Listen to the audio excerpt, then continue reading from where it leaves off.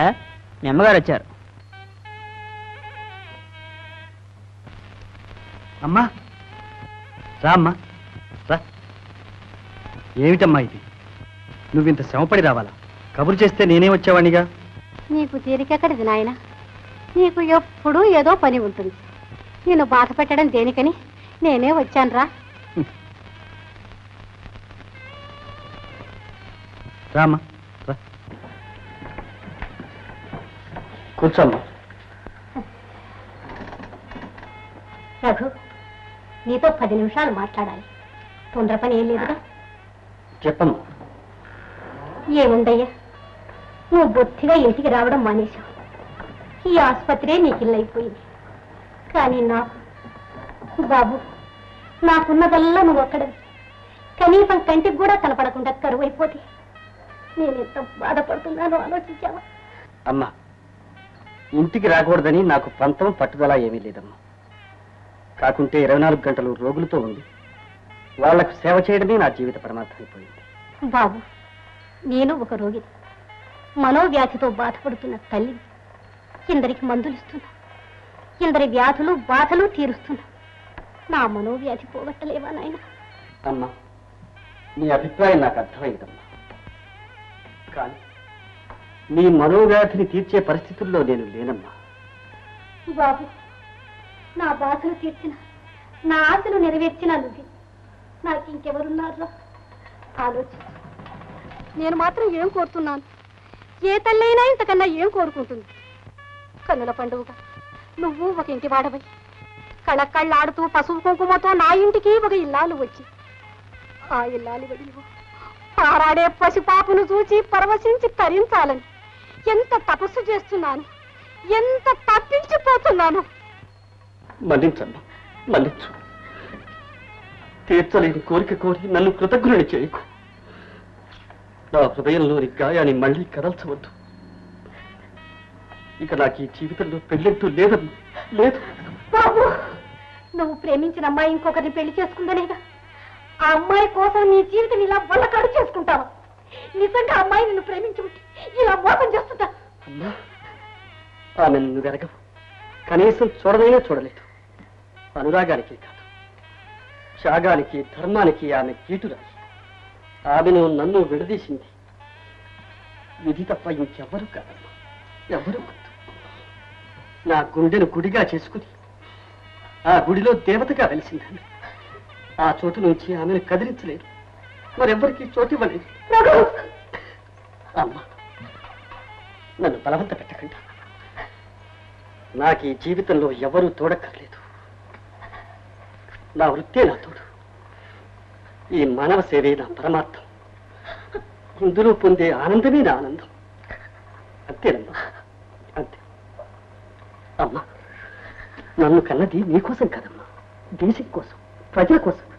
ఆ గౌరవం ఘనత నీకు కలిగిస్తానమ్మా, కలిగిస్తాను. అమ్మా, అమ్మా,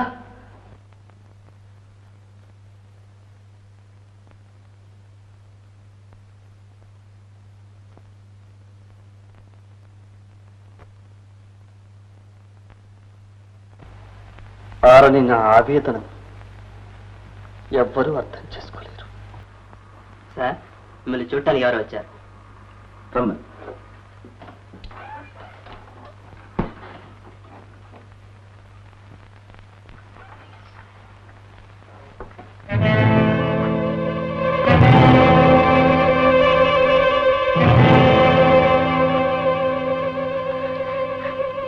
నమస్తే doctor. Good morning doctor. Good morning. రండి. Thank you.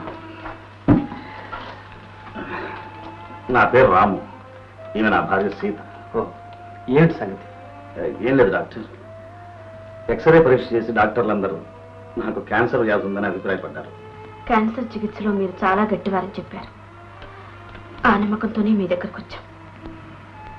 మీరే మా వారికి నయం చెయ్యాలి, లేకుంటే. సీత, ఇప్పుడు నాకెంత ప్రమాదం ఏమొచ్చింది? ఇంతలోనే ఎందుకు అలా కంగారు పడతావు? మీరేం భయపడనక్కర్లేదు, ధైర్యంగా ఉండండి. డాక్టర్స్ ఇచ్చిన రిపోర్ట్స్ ఏమైనా ఉన్నాయా? ఓ yes Sita.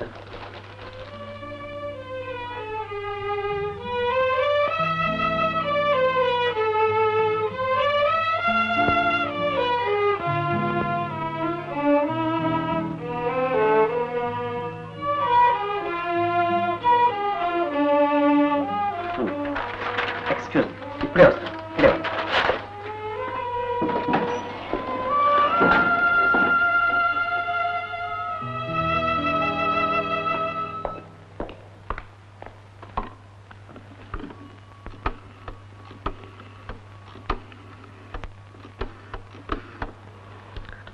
Hello, doctor Mohan ఉన్నారా? ఓ, మీరేనా? Good morning. నేను డాక్టర్ రఘు స్పీకింగ్. చూడండి, మీ వల్ల ఓ సహాయం కావాలి. ఒక అడ్వాన్స్డ్ క్యాన్సర్ కేసును గురించి మీతో కన్సల్ట్ చేయాలి. కాస్త ఇక్కడికి రాగలరా?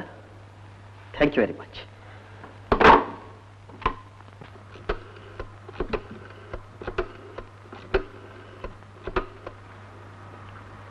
Hello, doctor John. Good morning doctor. Doctor Raghu speaking. I would like to consult you regarding an advanced cancer case. Will it be possible for you to drop in for a few minutes? Yes. Thank you, doctor.